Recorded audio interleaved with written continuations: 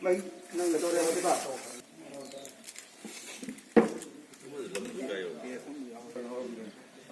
đi làm sát tôi mà thấu rồi mình khura rồi mới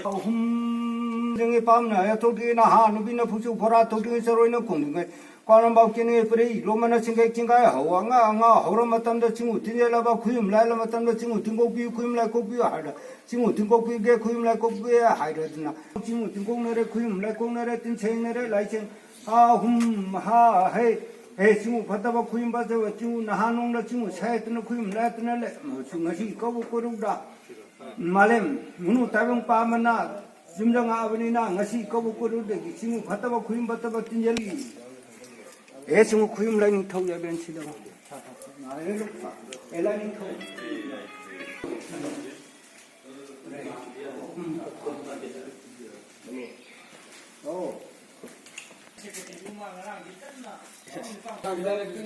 얘라 까이 그놈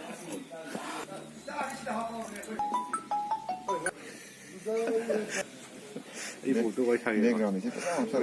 또야 그거. 아 좋다 남기 이제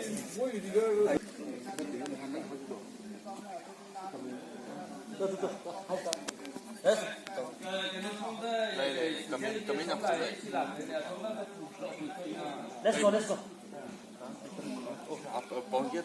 Manung sisi halau drama. Bang mau khai rồi. Wang Jing lom dak thadi lai. Wang Jing da khoi chama nau ki ma lai. Ki atai de lai. Ai ki oi na mai tau. Si ti ai na su kan ma da.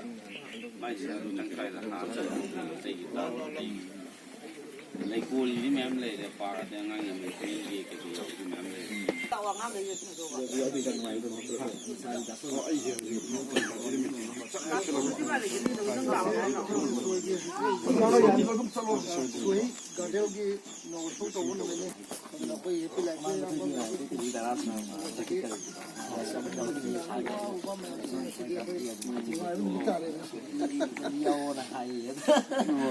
Ôi cả hôm tôi recording luôn cái gì ạ?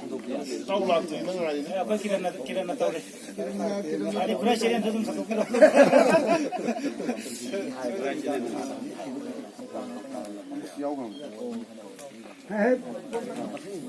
Video.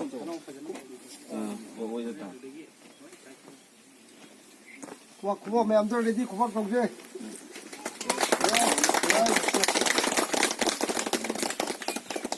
Thank you.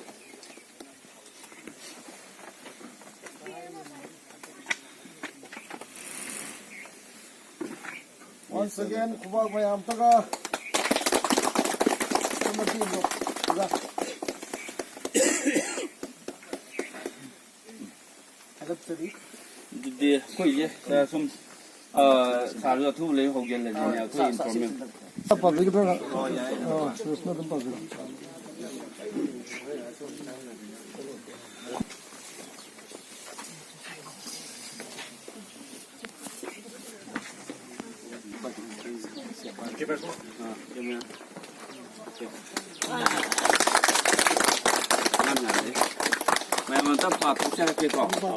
The Suai Garden, Sulgi Haikol, Wednesday 11 December 2019, opened by Dr. A. Sibomcha Singh, MPS, Superintendent of Police, Hawal District, Manipur. Tarasi Amla for Numisida, Koi Sulgi Haikol, Yahankopire. Matang jadi sari bolong sama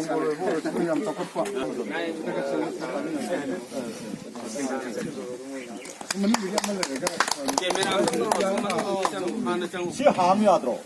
Do sampai. Okay, stop. Yes, begin.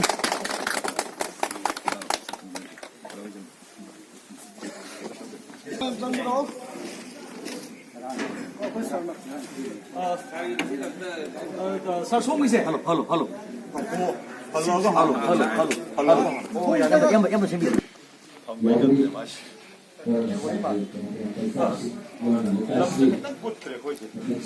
Thô lớn tàu kia đó là sao mà sinh quay đâu nó phải ấm mùi gang gì không đi đủ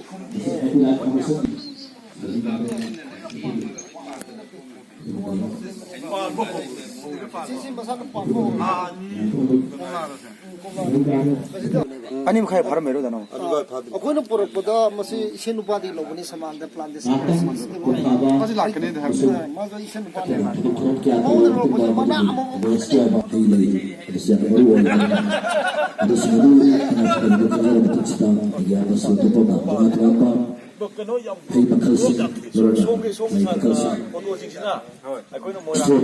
ꯃꯅꯤꯡꯗꯅ ꯈꯔ ꯋꯥꯡ ꯂꯦꯞꯄꯤꯌꯣ. ꯑꯌꯥꯝꯕ ꯂꯝꯕꯨ ꯃꯇꯨꯡꯗ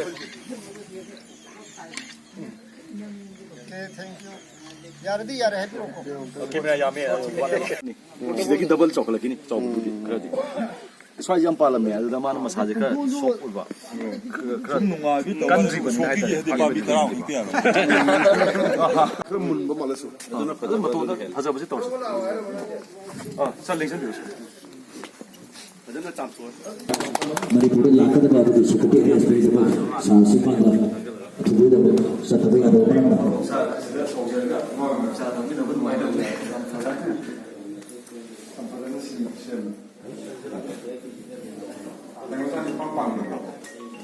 ꯑꯩꯅ ꯏꯄꯥꯝ ꯄꯥꯝꯕꯤ ꯃꯥꯏ ꯂꯩꯔꯤꯅ ꯍꯌꯦꯡ ꯋꯥ ꯑꯩ ꯍꯤꯗꯥꯛ ꯀꯝ ꯆꯥꯏꯖꯗ꯭ꯔꯤꯀꯣ. ꯆꯍꯤ ꯒꯥꯔꯗꯦꯟꯒꯤ ꯑꯍꯥꯟꯕ ꯄ꯭ꯔꯗꯛ ꯑꯩ ꯁꯥꯔꯗ ꯄꯤꯖꯔꯦ.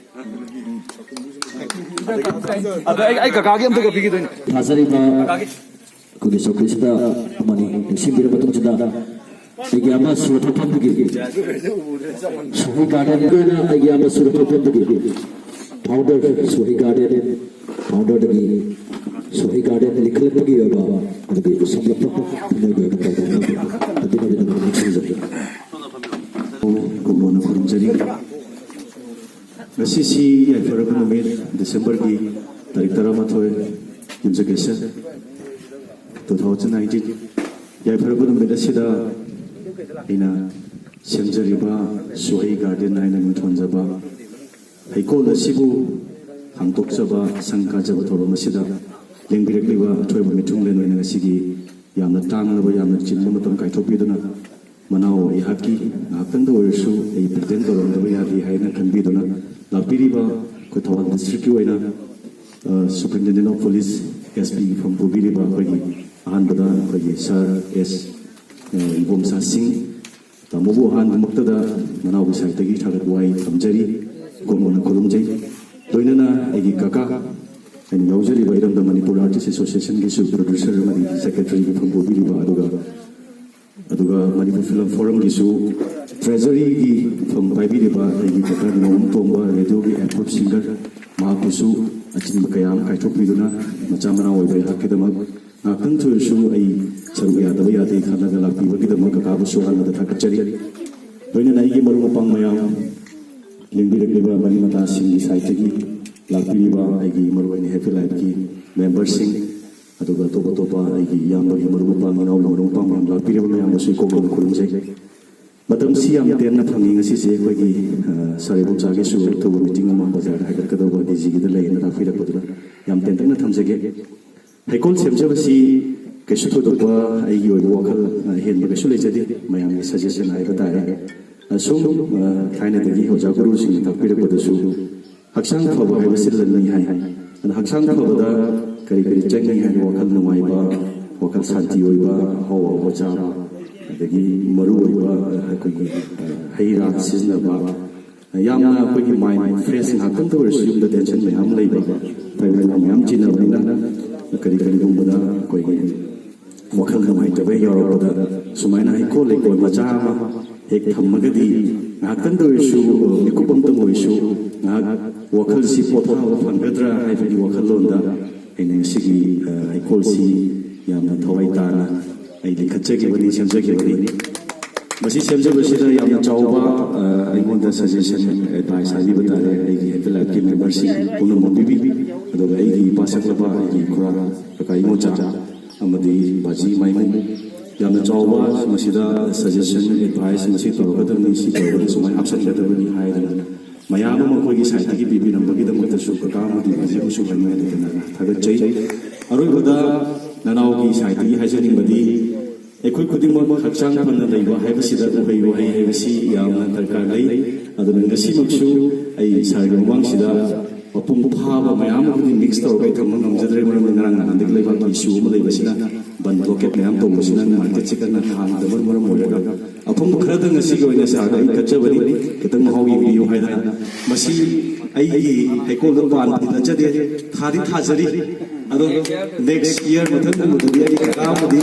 ꯁꯥꯔꯒꯤ ꯃꯆꯥ ꯑꯃꯗꯤ ꯂꯥꯛꯄꯤꯔꯤꯕ ꯃꯌꯥꯝꯗꯁꯨ ꯑꯁꯦꯡꯕ ꯑꯣꯏꯅ ꯑꯩ ꯄꯤꯖꯕ ꯉꯝꯕ ꯑꯣꯏꯖꯒꯦ ꯍꯥꯏꯕ ꯑꯩ ꯃꯪꯒꯣꯜ ꯑꯁꯤꯕꯥꯁꯤ ꯀꯀꯥ ꯑꯃꯗꯤ ꯁꯥꯔꯅ ꯑꯩꯉꯣꯟꯗ ꯄꯤꯕꯤꯔꯛꯄ ꯑꯃꯗꯤ ꯂꯥꯛꯄꯤꯔꯤꯕ ꯃꯌꯥꯝꯗꯁꯨ ꯃꯪꯒꯣꯜ ꯑꯁꯤꯕꯥ ꯄꯤꯕꯤꯌꯨ ꯁꯦꯝꯒꯠꯆꯔꯤꯕ ꯍꯩꯀꯣꯜꯁꯤ ꯍꯦꯟꯅ ꯍꯦꯟꯅ ꯃꯄꯨꯡ ꯐꯥꯕ ꯍꯩ ꯑꯃꯠꯇ ꯁꯤꯗꯕ ꯑꯗꯨꯒ ꯂꯥꯛꯄꯤꯔꯤꯕ ꯃꯌꯥꯝꯗꯁꯨ ꯍꯦꯟꯅ ꯄꯨꯛꯅꯤꯡ ꯍꯦꯟꯅ ꯍꯨꯍꯟꯕ ꯉꯝꯕ ꯑꯗꯨꯒꯨꯝꯕ ꯃꯪꯒꯣꯜ ꯑꯁꯤꯕꯥꯗꯨ ꯄꯤꯕꯤꯔꯛꯎ ꯍꯥꯏꯅ ꯑꯩ ꯑꯔꯣꯏꯕ ꯑꯣꯏꯅ ꯀꯀꯥ Sampai pada pada dari betul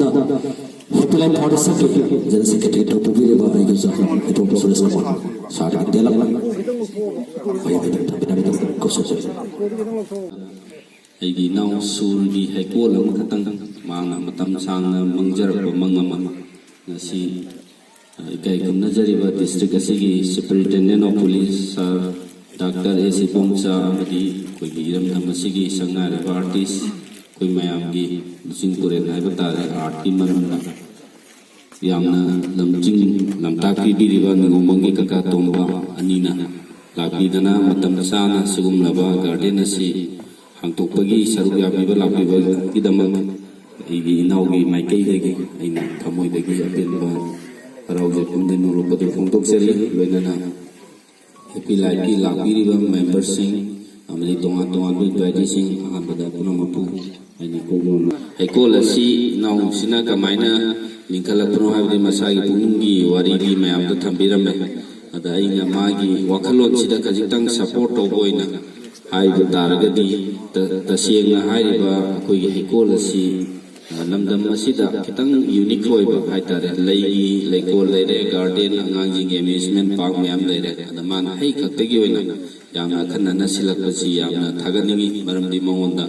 ꯃꯁꯤ ꯅ꯭ꯌꯨꯇ꯭ꯔꯤꯁꯟꯒꯤ ꯚꯦꯂꯨꯁ ꯈꯔ ꯍꯥꯏꯕ ꯇꯥꯔꯦ ꯑꯩꯈꯣꯏꯒꯤ ꯍꯩ ꯆꯥꯕꯒꯤ ꯆꯥꯡꯗ ꯌꯥꯝꯅ ꯌꯥꯝ ꯋꯥꯠꯄ ꯑꯗꯨꯅ ꯃꯈꯜ ꯃꯈꯥ ꯀꯌꯥꯒꯤ ꯂꯥꯏꯅꯥ ꯀꯌꯥ ꯂꯥꯛꯀꯗꯕ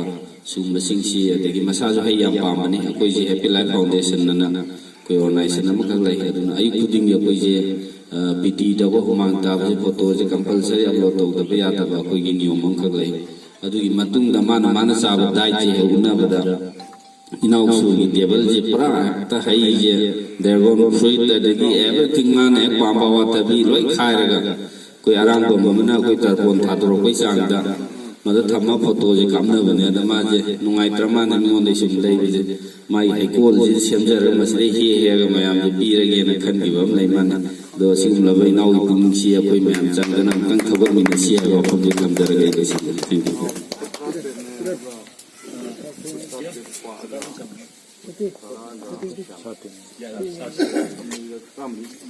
Terusai, Sir Dr. Suresh Kumar Singh, Happy Life Foundation की Secretary itu publik. Matangga, segi. Suai garden inauguration to pada seru ya bela pilih balik bagi asin berkia itu pilih pilih bagi district segi dengar apa SPG itu publik bagi Sir S. Kumar Singh. ꯑꯩꯅ ꯉꯁꯤ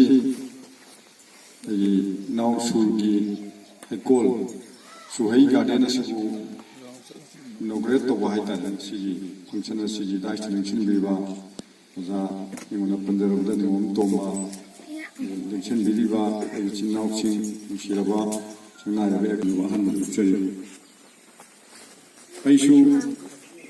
ꯎꯄꯥꯝꯕꯤ ꯊꯥꯕ ꯍꯩ ꯂꯩ ꯑꯗꯨꯒ ꯑꯇꯩ ꯑꯇꯩ ꯎꯁꯤꯡ ꯊꯥꯕꯁꯦ ꯑꯩ ꯑꯁꯨꯛꯀꯤ ꯃꯇꯤꯛ ꯄꯥꯝꯖꯩ ꯑꯩ ꯑꯉꯥꯡ ꯑꯣꯏꯔꯤꯉꯩꯗꯒꯤꯁꯨ ꯂꯩꯀꯥꯏꯗ ꯑꯩ ꯁꯣꯔꯣꯛꯇ ꯑꯩꯈꯣꯏ ꯂꯝꯕꯦꯟꯁꯤꯗ ꯑꯩꯈꯣꯏ ꯀ꯭ꯂꯕꯀꯤ ꯀꯥꯡꯕꯨ ꯄꯨꯟꯁꯤꯜꯂꯒ ꯑꯗꯒꯤ ꯑꯩꯈꯣꯏ ꯃꯩꯔꯥꯅ ꯑꯩꯈꯣꯏ 13 ꯅꯤꯡꯅ ꯁꯥꯕ ꯑꯃꯈꯛ ꯂꯩ ꯑꯗꯨꯅ ꯇꯧꯔꯒ ꯊꯥꯕ ꯉꯝꯅꯕ ꯍꯣꯠꯅꯕ ꯑꯗꯒꯤ ꯍꯋꯥꯏ ꯊꯔꯥꯛ ꯂꯧꯕꯨꯛꯁꯤꯗ ꯀꯩꯅꯣ ꯇꯧꯔꯛꯄ ꯃꯇꯝꯗ ꯑꯩꯈꯣꯏꯒꯤ ꯂꯧ ꯂꯣꯛꯈꯤꯕ ꯃꯇꯝꯁꯤꯗ ꯑꯩꯈꯣꯏ ꯍꯋꯥꯏ ꯊꯔꯥꯛ ꯊꯥꯕ ꯈꯥꯃꯦꯟ ꯑꯁꯤꯟꯕ ꯊꯥꯕ ꯁꯨꯝꯕ ꯌꯥꯝ ꯀꯟꯅ ꯇꯧꯖꯔꯛꯑꯦ ꯑꯩꯈꯣꯏꯅ ꯁꯥꯇ꯭ꯔ ꯑꯣꯏꯔꯤꯉꯩ ꯃꯇꯝ BA MSc ꯇꯝꯕ ꯃꯇꯝ ꯑꯗꯒꯤ ꯑꯩꯅ ꯑꯣꯖꯥ ꯑꯣꯏꯅ CCꯗ ꯂꯩꯔꯤꯉꯩ ꯃꯇꯝ ꯑꯗꯨꯒꯤ ꯃꯇꯝꯗꯁꯨ ꯑꯗꯣ ꯌꯥꯝꯅ ꯑꯐꯕ ꯈꯣꯡꯊꯥꯡꯅꯤ ꯃꯁꯤ ꯑꯩꯈꯣꯏꯒꯤ ꯃꯥꯏꯟꯁꯤ ꯔꯤꯐ꯭ꯔꯦꯁ ꯑꯣꯏꯍꯟꯕꯗ ꯅꯠꯇꯅ ꯍꯛꯆꯥꯡꯁꯨ ꯐꯍꯜꯂꯅꯤ ꯃꯁꯤꯅ ꯁꯨꯝꯕ ꯃꯆꯥ ꯃꯌꯥꯝ ꯑꯃ ꯑꯇꯣꯞꯄ ꯃꯐꯝꯗꯁꯨ ꯂꯤꯡꯈꯠꯄꯤꯔꯒꯗꯤ ꯌꯥꯝ ꯅꯨꯡꯉꯥꯏꯖꯒꯅꯤ ꯃꯁꯤꯅ ꯑꯐꯕ ꯂꯩꯕꯥꯛ ꯄꯨꯝꯅꯃꯛꯀꯤ ꯑꯐꯕ ꯑꯣꯏꯒꯅꯤ ꯌꯥꯝꯅ ꯑꯐꯕ ꯈꯣꯡꯊꯥꯡꯅꯤ ꯃꯁꯨꯒꯤ ꯍꯩꯀꯣꯜ ꯁꯨꯍꯩ ꯑꯩꯈꯣꯏꯒꯤ ꯒꯥꯔꯗꯦꯟ ꯁꯤ ꯃꯄꯨꯡ ꯐꯥꯕ ꯃꯥꯏ ꯄꯥꯛꯄ ꯑꯣꯏꯁꯅꯨ ꯍꯥꯏꯔꯒ ꯑꯩ ꯃꯇꯥꯡ ꯑꯁꯤꯗ ꯂꯣꯏꯁꯤꯟꯖꯒꯦ thank you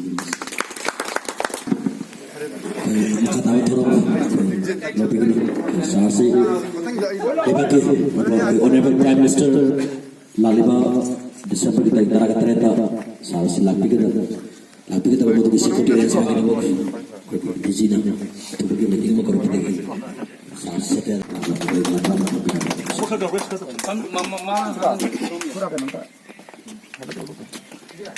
이도나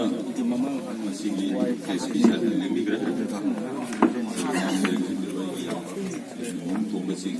ada mayamna asuk yam lam jile chalaga hai na pesa pugar ngadra na haina ko ka apo kari gi tinda to no du di khangda sagi kaina khoi swai de kari ai de ko bi nu ta tha ju sen do na haram da ni haira phajaba yemba nga so ko phajaba si wakhan da numai da ni yemba da haira de gi nara kan da mi na ba chana ba ji haira pu de ke la phoi gi ba che mo kom la ba na kari ro hakjang da phai gi maru ro po ne adai na nukti gi sai na sing gi pun de ba sa ho ga ta nga na na hang chok pun de hai woi na pun ada mana pu phoro pa sida fencing to ne ga ko aduna sa ya ni sin sumai to si asai gi production du na mangon do profit jam la ka ni hai ba yo na to ba ma ta ko ju sam na ge po tha ba de gi hai ya ni hong ko ta adana ga na na palam sum nungai ba sa ding ba dila ma du yi nga du nungai sa ning ba pau dre sa aduna mana nang pa si aha ma da sum hai akoi na ya ya da ye nei khara bas ma sai de ko di thar de he na tu ne tu to ni na adu gi na to ba asai sumai na to ba ya do ko na su la ka ni sai ma ri ma ma tu de pro pro masana la pa ta ba ni adom de ye na ka ta ma na ni je ba du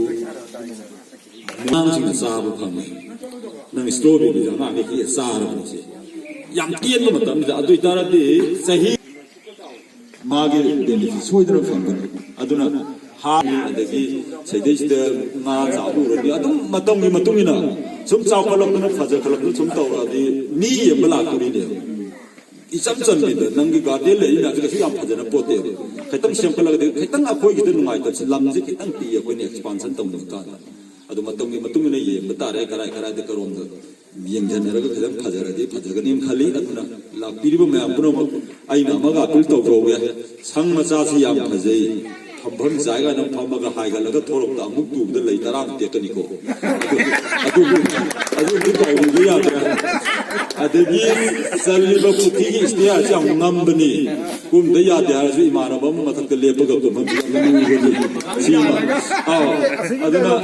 amuk chang pamaga thorok da ayung din di phani ko nundang da awa da bi di ai gu manong tam phai da hum de dum ki aduna tha taru manga hum sang na thai da amuk ki kutu de ti hen digano la piro ma puram kai na til to ge ni ai ye go la ho ne na khalaga le tum ma sam tu ju lam jan biro mo non nan the mo mo aduna sp sa tu ma tung yaw biro de mai tung ni ya tie no matam da da to moi la ki ro ma puram mayam ho yo to na tung wa wa no la ki de se na lo so happy ra be gi tu ki gedra ti ki gedra ha de to ke na ti ki na ba pe pele por sar ba de to ma to ba ko gi la ki ba ko yo za ko so so mo to hona se ba makata ba za sanjoi sel de gi founder za sanjoi de gi develop na ba ya me ta ba na ko so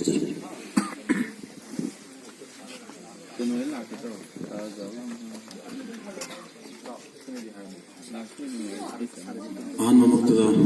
mayam pumapu yai fare ngasiki ai naushu imagi piklaba ai kola sida matam changna acha thada dana matam thada dana punna khonna minerakba ngasiki ai kola sida changbagi piklaba thorum macha sida lengchin biriba kai kunna jariba oja mingwana panjarak da oja tomba amadi achin ba lai badagi lakpiram laga chatpi kraba lamdam sigi district sigi superintendent of police lingpiragreba allaman oja sing yamba sing mai pen sing kampana su kai kan chajari isam samna hairabada ai yamba kenonnasu bagi language panbikre mi amana tawthorapa thabaksi masina tum tai magi wakhanda kai leibagi haibasi suna ngasi tawrisi karwargi damakta sen tanabagi dang tawkhiba natte aikoina karwar ngakta sen tongba ngakta namak tongduna su konadi achauba amangba makak lakani haibasi koi suna nganna buba male aigi hakakta sen tonggi bidiyai aduga tungi generation da isa isu hakakta aina sen tongnaba kubi tharaga hangam tharaga ngayu oga har hapkiba atiki nattaba chemical thak toraga mangakataba pot mayam singa to mayam sina awaba lak matam nati ai thanda leiba yaroi sangsar sita aigi thangna budu nungaira kanda aigi lekai nungaira kanda lamdam du nungaira kanda ai shanti oigadabani aduna mi amata lerakto matamda mi khudimanga anabana loina anabi kholauna lorpa matamda hoje aikoina ju angang singna yam na yengne aikoina su yengi ba walking dead haidana zombie gi virus na achoso city sing pitrivi sing loina narakpa matamda lehorba mi masafa na lehor mi tu masafa ba mamde akoida akibana pik thali ahing yorakani nungdang yorakanda pakhali wari watai ngak sabagi nungaiba fangde chana thina honam kanda zombie me amna tanare adugumba sangsara maka oirakadoribani aduna suna ngasi tawribasi seng harigadi masai panbikre tungi khallaga haujiki angang singsida masai gi hai ama hauriba lei ma hauribdo aigi marupni khana makoibu hektat tabida yamna nungsina aikoiga maikoiga leiminaraga santi phangnaba wakhan nungainaba aikoidasu hakchang phangnaba adugumbagi achauba mahangna oza oidragasu oza oiriba aikoida tasengna amaromda ikai mana ngachi changsa leiba step asi achauba modern education da yamna artha leiba step amakhakni aina teaching lom da education da pusalaga hairagadi tasengna aikoisu ikai practical field da mana kumtharakana ngasi angang singsida larik tatragasu achauba teaching amakhakni mana ngasi lekai sida pi horpadagina masidagi matam kragi matunda society da pirakadoribase adana masdai sida ekoi mayam support tawminadana surgi tungda mana changjilakadeba khongtham kaya da ekoi mateng pangminasi aduga mahaki honariba punamaktasu isorna tawjani oisanu haira ai matangsu tensionjare ai black policy ke president uzara jane sanke uzadagi telma mai mai da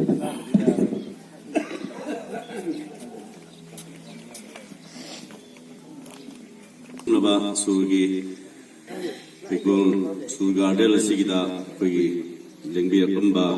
pegi lamdamasi towal district SB amadi asigi taista election diriba pegi amo datomba amadi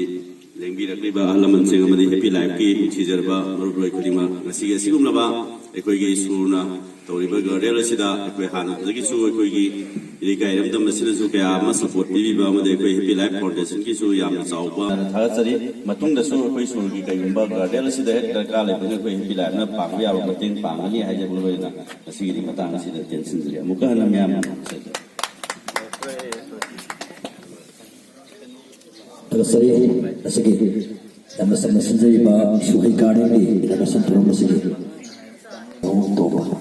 dapat mengatakan kita bilang konstitusi yan handog bagi amna sabna magun leba sigba tawram sida lengbirak tuna sigba garden si handog bagi kada nobuda sauba popular ba SP Koba Dr. Ibomsa lengbi kharaga sukai ko boceri mang bensin biriba suri marung pamayam ai sui nau mayam atong ba jaga di lengbi riba mayam pun kai ko boceri toidopa yam sang paludraga su surna nasi hangdoi ba sigumba hikol sidi lamdam somda ihan han su oire loinana ꯌꯥꯝꯅ ꯊꯥꯒꯠꯆꯅꯤꯡꯕ ꯑꯩꯒꯤ ꯃꯥꯏꯀꯩꯗꯒꯤ ꯌꯥꯝꯅ ꯇꯧꯕꯤꯃꯜ ꯂꯩꯀꯥꯏ ꯑꯁꯤꯅ ꯎꯠꯐꯝ ꯊꯣꯛꯄ ꯑꯗꯨꯒꯨꯝꯕ ꯃꯁꯛ ꯑꯃꯅꯤ ꯍꯥꯏꯕꯗꯨꯃ ꯊꯝꯖꯅꯤꯡꯉꯤ ꯃꯔꯝꯗꯤ ꯀꯩꯅꯣ ꯍꯥꯏꯕꯗ ꯉꯁꯥꯏ ꯃꯌꯥꯝꯅꯁꯨ ꯑꯗꯨꯝ ꯄꯟꯕꯗ ꯌꯥꯎꯕꯤꯔꯤꯕꯗꯨꯅꯤ ꯃꯁꯤꯒꯤ ꯀꯥꯟꯅꯕꯁꯦ ꯍꯩ ꯑꯃꯒꯤ ꯀꯥꯟꯅꯕ ꯍꯩ ꯈꯔꯒꯤ ꯀꯥꯟꯅꯕ ꯁꯤꯒꯤ ꯃꯌꯥꯝꯁꯤꯗꯤ ꯃꯌꯥꯝ ꯄꯨꯝꯅꯃꯛꯅ ꯂꯣꯏꯅ ꯈꯪꯅꯔꯕ ꯉꯥꯛꯇꯅꯤ ꯑꯩꯈꯣꯏꯅ ꯈꯪꯅ ꯁꯤꯖꯤꯟꯅꯗꯕꯒꯤ ꯋꯥꯅꯤ ꯑꯗꯨꯅ ꯃꯈꯥ ꯇꯥꯔꯛꯄꯗ ꯑꯩ ꯁꯥꯡꯅ ꯍꯥꯏꯖꯔꯣꯏ ꯁꯤꯒꯨꯝꯕ ꯒꯥꯔꯗꯦꯟ ꯑꯁꯤꯅ ꯃꯄꯨꯡ ꯐꯥꯕ ꯒꯥꯔꯗꯦꯟ ꯑꯃ ꯑꯣꯏꯗꯨꯅ ꯁꯤꯗ ꯄꯥꯜꯂꯤꯕ ꯍꯩꯐꯥꯜ ꯑꯁꯤꯅ ꯃꯄꯨꯡ ꯐꯥꯔꯒ ꯃꯍꯩ ꯃꯔꯣꯡꯗꯨ ꯆꯥꯎꯅ ꯄꯥꯟꯗꯅ ꯃꯌꯥꯝꯒꯤ ꯃꯤꯠꯌꯦꯡꯐꯝ ꯑꯣꯏꯗꯅ ꯑꯆꯧꯕ ꯃꯤꯡꯆꯠ ꯑꯃ ꯂꯣꯏꯅꯅ ꯂꯝꯗꯝꯁꯤꯒꯤꯁꯨ ꯌꯥꯝꯅ ꯂꯝꯖꯤꯡꯕ ꯑꯗꯨꯒꯨꯝꯕ ꯒꯥꯔꯗꯦꯟ ꯑꯃ ꯑꯣꯏꯕꯁꯨ ꯏꯁꯣꯔꯅ ꯄꯤꯅꯕꯤꯁꯅꯨ ꯂꯣꯏꯅꯅ ꯁꯨꯃꯥꯏꯅ ꯏꯁꯣꯔꯗ ꯉꯥꯛꯇ ꯇꯥꯏꯅꯕꯁꯨ ꯌꯥꯗꯕ ꯑꯩꯈꯣꯏ ꯃꯌꯥꯝ ꯇꯤꯜꯂꯤꯕ ꯃꯌꯥꯝ ꯑꯃꯗꯤ ꯂꯩꯀꯥꯏꯒꯤ ꯃꯌꯥꯝꯅ ꯁꯄꯣꯔꯠ ꯇꯧꯕꯤꯔꯒ ꯃꯇꯦꯡ ꯄꯥꯡꯉꯀꯥꯟꯗ ꯁꯖꯦꯁꯟ ꯄꯤꯕꯤꯔꯒ ꯇꯣꯉꯥꯟ ꯇꯣꯉꯥꯟꯕ ꯃꯥꯏꯀꯩꯗꯒꯤ ꯁꯖꯦꯁꯟ ꯄꯤꯕꯤꯗꯨꯅ ꯁꯨꯃꯥꯏꯅ ꯇꯧꯁꯤ ꯍꯥꯏꯕꯅꯆꯤꯡꯕꯗꯨ ꯌꯥꯎꯗ꯭ꯔꯒꯗꯤ ꯑꯃꯨꯛꯁꯨ ꯍꯦꯟꯅ ꯃꯄꯨꯡ ꯐꯥꯕꯁꯤ ꯌꯥꯔꯣꯏꯗꯧꯕꯅꯤ나 ꯃꯌꯥꯝ ꯄꯨꯝꯅꯃꯛꯅ ꯃꯇꯦꯡ ꯄꯥꯡꯕꯤꯕ ꯂꯣꯏꯅꯅ ꯏꯁꯣꯔꯗꯁꯨ ꯃꯥꯏ ꯄꯥꯛꯄꯗꯨ ꯑꯩꯈꯣꯏꯅ ꯅꯤꯖꯕ ꯇꯨꯡ ꯀꯣꯏꯅ ꯍꯩꯀꯣꯜꯁꯤ ꯂꯩꯀꯥꯏꯁꯤꯒꯤ ꯊꯧꯕꯥꯜ ꯂꯝꯗꯝꯒꯤ ꯅꯠꯇ꯭ꯔꯒ ꯃꯅꯤꯄꯨꯔꯒꯤ ꯑꯣꯏꯅ ꯌꯥꯝꯅ ꯃꯄꯨꯡ ꯐꯥꯕ ꯃꯤꯡꯆꯠ ꯂꯩꯕ ꯍꯩꯀꯣꯜ ꯑꯃ ꯑꯣꯏꯔꯁꯅꯨ ꯍꯥꯏꯕ ꯋꯥꯐꯝꯁꯤ ꯊꯝꯖꯔꯒ ꯑꯩꯒꯤ ꯋꯥꯐꯝ ꯇꯦꯟꯁꯤꯟꯖꯔꯤ Zadiang Torma berada imagi semangla artis ki apa produser berbeda lalu Torma na sebab bagi amat tambi punin tukar peba kata nasu bagi amat asu na si toriba si hona di masjid lagi ini hona tu na mai papa tu kono pa entrepreneur ama boy snow hai ni sort of group jari maka tarpa sige kaki saksa ni lagi mangga ba sige promote program kaki mate pa pula sejari mangga ko na sejari ba haira kan se ko siapa tahu sih kalau sige dragon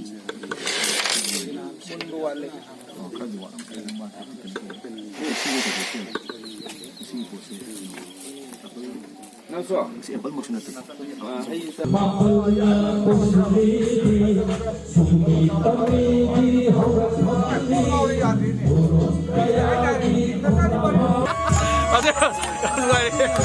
Ade, mayang mana tu? Kita tahu biro ko. Mayang tahu biro.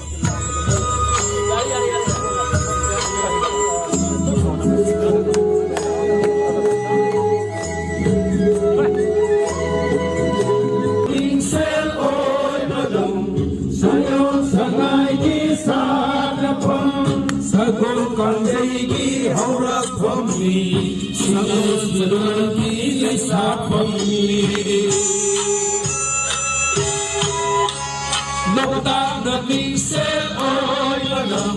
sayon sangai kisan akon Sangla sagi lamdam ni Manipur Manipur Manipur Manipur